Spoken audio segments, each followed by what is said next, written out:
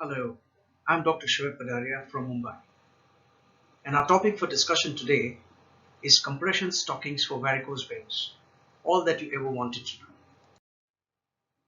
You'll be surprised that varicose veins is a very common problem.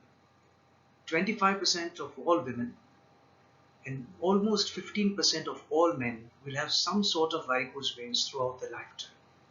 And as age increases, the incidence and prevalence of varicose veins also increases in the population. When we talk of varicose veins, we must understand that these are skin veins.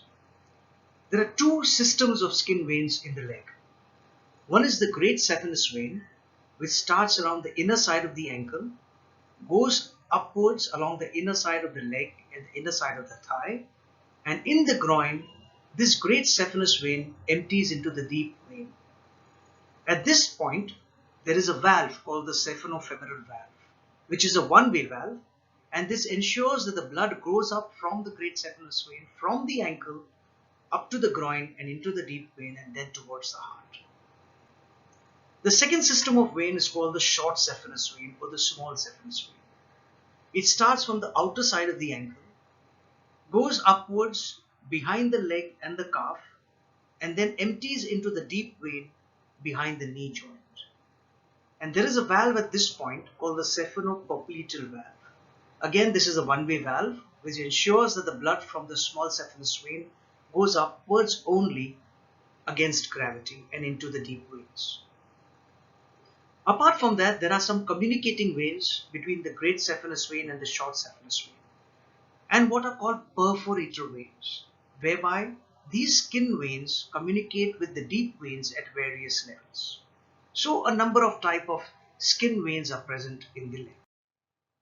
All these veins have valves along their length, and these valves are very important because these valves ensure that the blood goes only in the upward direction towards the heart and not downwards towards the ankle when the patient stands up.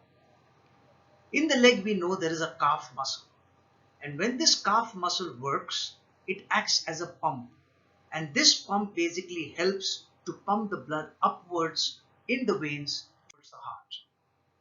When these venous valves get damaged or what are called incompetent, then what happens is the blood, instead of going upwards, now starts coming downwards into this vein towards the ankles. And when it basically occurs, the blood comes down in the veins, and these veins become dilated, tortuous, and incompetent. And these large, dilated, tortuous veins are called varicose veins. If the saphenofemoral valve in the groin gets damaged and starts leaking, then obviously the great saphenous vein becomes dilated and tortuous. And these veins are seen around the inner side of the ankle, inner side of the leg, and inner side of the thigh. If the saphenopopliteal valve gets damaged behind the knee joint, then the short saphenous vein gets dilated. And you see dilated, tortuous varicose veins in the calf and in the lower part, the back of the leg. On the other hand, if the perforator vein gets damaged, and what is the perforator vein? The one which communicates between the skin veins and the superficial veins. The blood will now come straight from the deep veins towards the skin, giving rise to pigmentation and darkening of the skin, gives rise to venous eczema, and finally formation of vein ulcers. Now we all know that varicose veins is a progressive condition. It starts off with dilated veins, then you get swollen legs, especially ankles. There are skin changes of pigmentation, and finally the patient lands up with varicose ulcers. One of the methods of treatment of early varicose veins is with compression stockings. So what are compression stockings? These are special support stockings which are prescribed to slow down the progression of varicose veins. They do give some symptomatic relief, but they must be worn every day to be effective. And most importantly, they do not cure the problem. So how do they act? These compression stockings deliver what is called graduated compression. That is, the pressure of the stockings is maximum around the ankle. It decreases to about 70% around the knee joint and about 40% to the thigh. Thereby, it helps to press the blood upwards from the ankle to the leg, to the thigh, and towards the heart. They reduce the reflux of blood, they improve the venous outflow, and they also increase the velocity of blood flow towards the heart, thereby decreasing the risk of blood clot formation. The compression stocking also helps to reduce the symptoms of aching, fatigue, pain, and swelling, and can be very helpful in patients who have mild to moderate degree of varicose veins. In some ways, they also increase the fibrinolytic activity. That means it makes the blood slightly thinner and therefore prevents blood clot formation.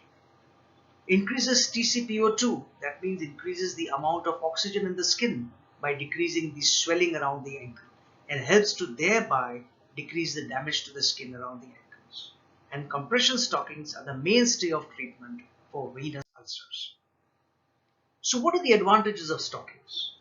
For sure, they relieve symptoms in number of patients. They help to conceal the veins.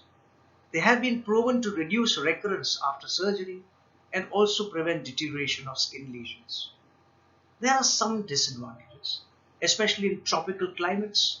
It's difficult to wear these stockings, and therefore patients tend to not wear them regularly, leading to poor compliance. Secondly, stockings can be expensive. They cost between 1800 to 3000 rupees per pair, and they last only for 4 to 5 months, and so it causes a cost burden to the patient in the long run. Stockings can be difficult to put on, especially by elderly or frail patients. And lastly, stockings are contraindicated in patients with peripheral arterial disease and there are different types of stockings which are available, which deliver different degrees of compression pressure. And depending on the degree of compression pressure, it is used in patients with different severity of disease of varicose veins.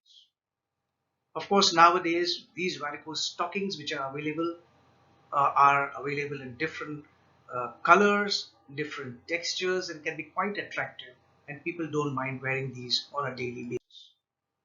In summary, therefore, compression stockings, when properly sized and prescribed, are useful in relieving many symptoms of patients suffering from mild to moderate severe varicose veins. These stockings may also help to delay the progression of varicose vein disease. However, they are not a cure.